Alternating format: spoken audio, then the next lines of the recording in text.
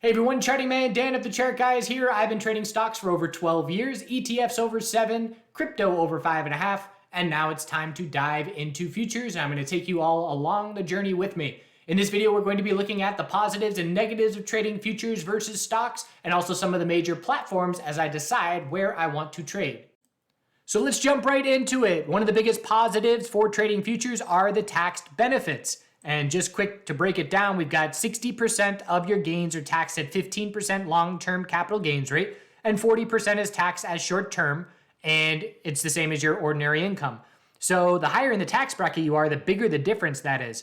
If you're in the tax bracket of 35, 39% taxes on your short-term capital gains, seeing 60% taxed at 15% is a very notable difference. And here's just an example. Stock trading profits $100, you take home $78 versus $100 of futures, you take home $82.20. Obviously in this example, $4 is not a huge difference, but when you start talking $10,000, $100,000 of profit, then it does start to become significant. In my most profitable years, if I were trading futures rather than stocks, I would have saved potentially mid 5 figures in tax payments, which is obviously very significant.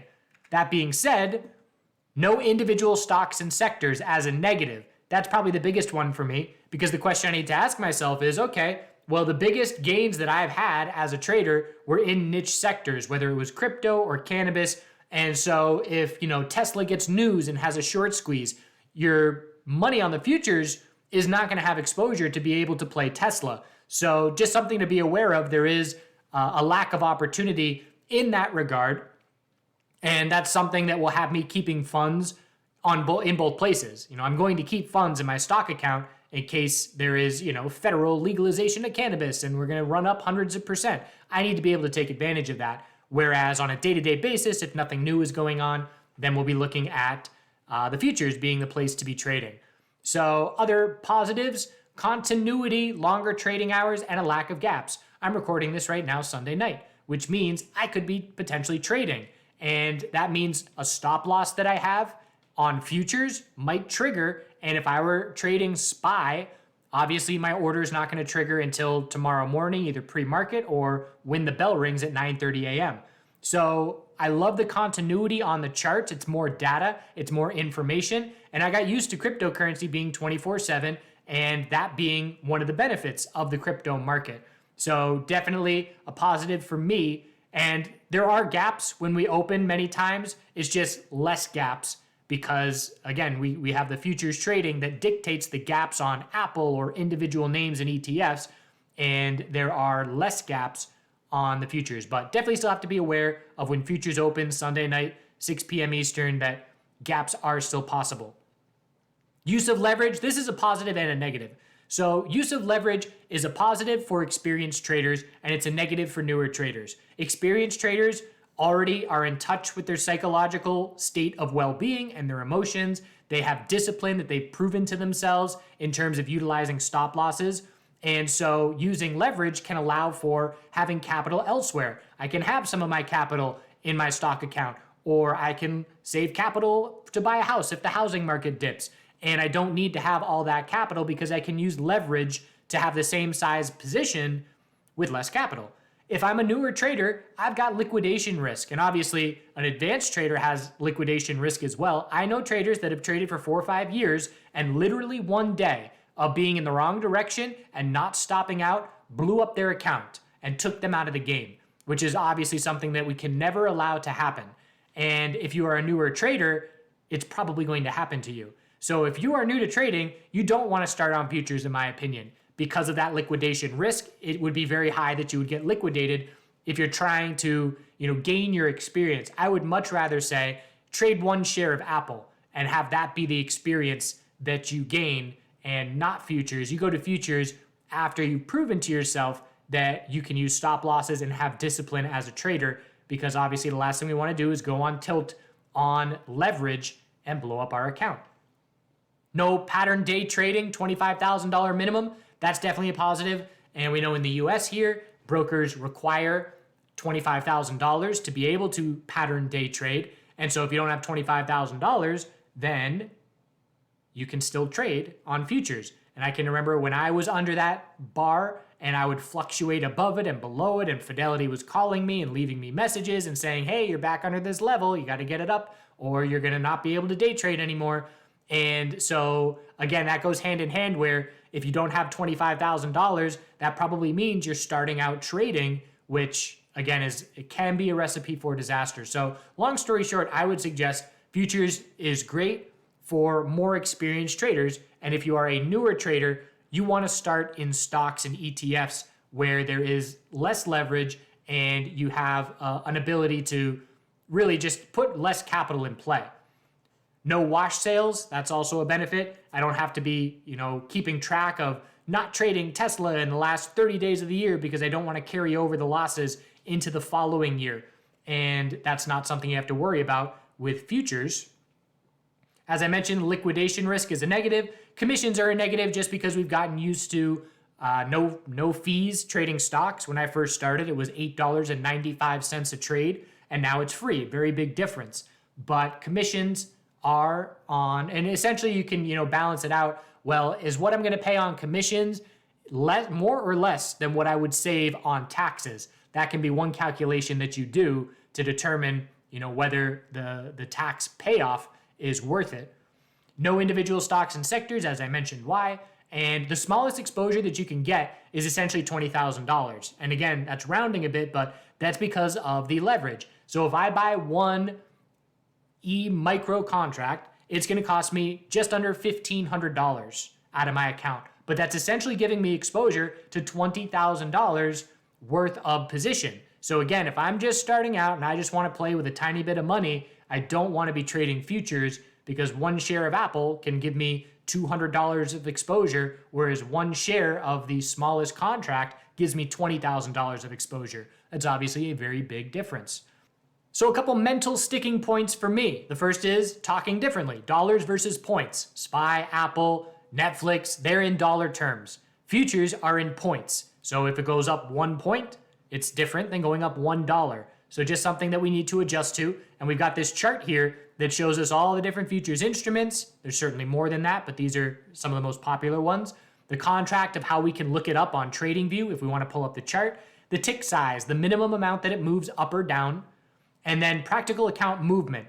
So if I've got one S&P 500 micro contract, it's going to move my account $5 for every 1 point move on MES. And this graph right here was made for stock traders to try and get them accustomed to futures. So this should say points and not dollars on the right here. But essentially start out thinking of it in dollar terms and then just flip your brain over and then view it as points. So my account will move $5 for every 1 point move on MES if I've got one contract, and that one contract is going to cost me this much as of mid-December. And so you can see what the minimum amount you need to trade one contract of this instrument is. And again, this is something that my brain's going to have to get used to. How much is my account going to move for every point that the underlying moves? Other mental sticking points, just the names, mini and micro, those both sound very small to me, but micro is smaller than mini. So I just think of it as big and small. And some instruments like oil have three. They have big, medium, and small. So just another little thing, again, easy to adjust to eventually, but when someone was explaining it to me, what do you mean mini and micro? Which is which? It's just an initial mental sticking point.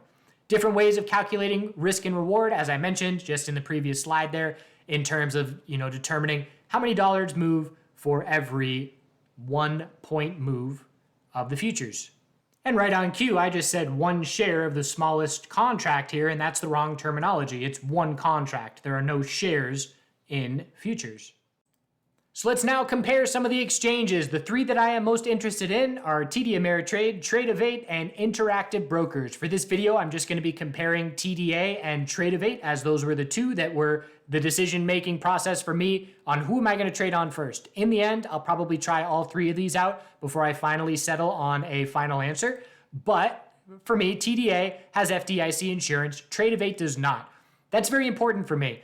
And the lesson for me with cryptocurrency, for years, I traded on Coinbase, and I was well aware that FTX was a superior platform in terms of usability, and just everything to do with the platform was better for traders. And so people would ask me, why don't you use a VPN and trade on FTX? And then FTX US came out. Why don't you trade on FTX US? And my answer was, it's not FDIC insured. I'm not going to put my capital at risk, even if it's a 1% chance. The risk is not worth the reward for me. And unfortunately, that was proven to be a very good decision because FTX went under and anybody that had their funds on there at that time lost those funds. And so for me, that's just affirming that I made the right decision and that FDIC insurance is important. And so that is a big factor for me with where I'm going to be putting my money. If Tradovate was FDIC insured, it would probably be an easy decision to go there just because of the features and the contracts. The fees are less. For TDA, it's $225 a contract. And for Tradovate, depending on what you're trading, it fluctuates, but it's anywhere from 25 cents to 79 cents a contract, which is a fairly significant difference. So that's why IB, Interactive Brokers, is entering the equation because Interactive Brokers is FDIC insured and the fees are a bit less. So that's probably the platform that I'm going to be trying next. TDA also has more accounts. There's stock accounts as well. And so it's more of a one-stop shop for markets, whereas Tradovate, more of just a futures-only platform. Tradovate also has more leverage. That's one of the positives that some people feel is a benefit. It fluctuates the amount of leverage that they will give you, but it is more than TDA. There are more obscure futures. You could trade coffee futures there if you wanted to. That's a lot less important to me. I'm going to be focusing on the major futures, whether it's the ES or the NASDAQ or gold and silver. Maximum account parameters. This is a nice one. You can set a maximum loss level for a day. If I lose this much on a day, shut me down. And it's almost like putting a stop loss on your account. Whereas, I've only ever put stop losses on my individual orders. So that's a nice feature to have.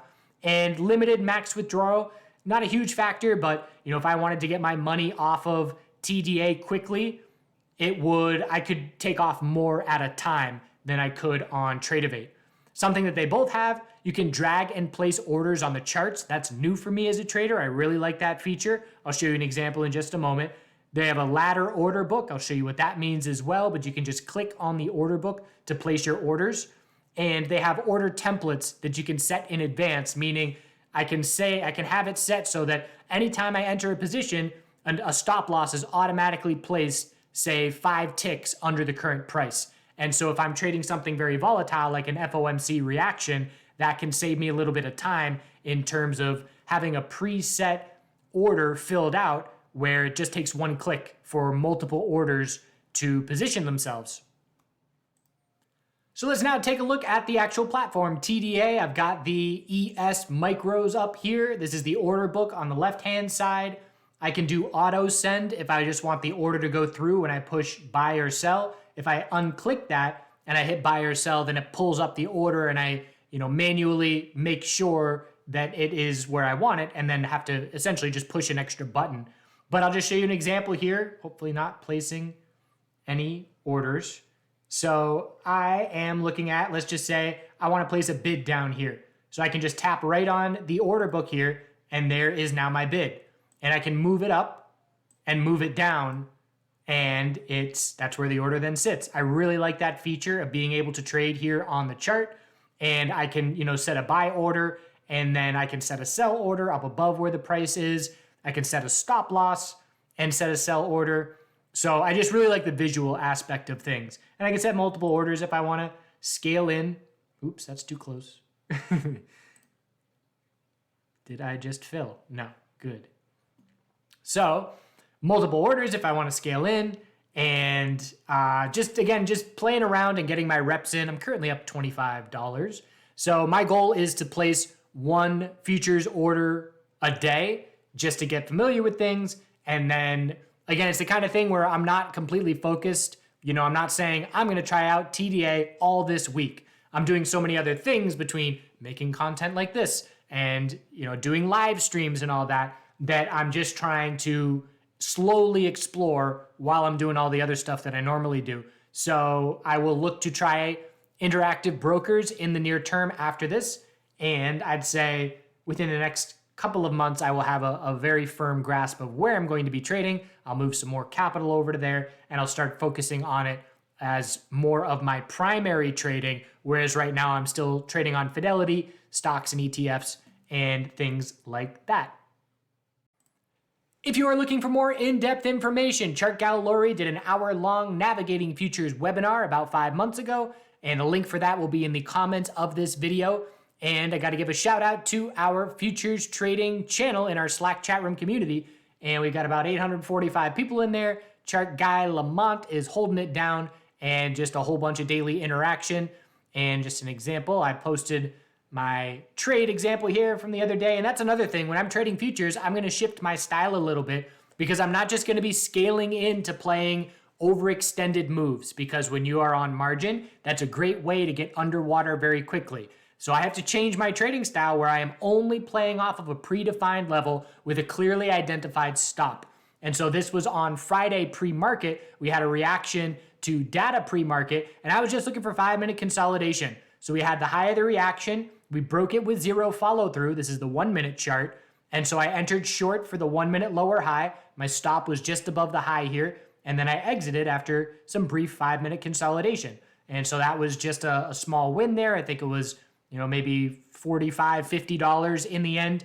So I appreciate you tuning in. Feel free to ask any questions. Check out that Lori webinar, and we'll see you next time.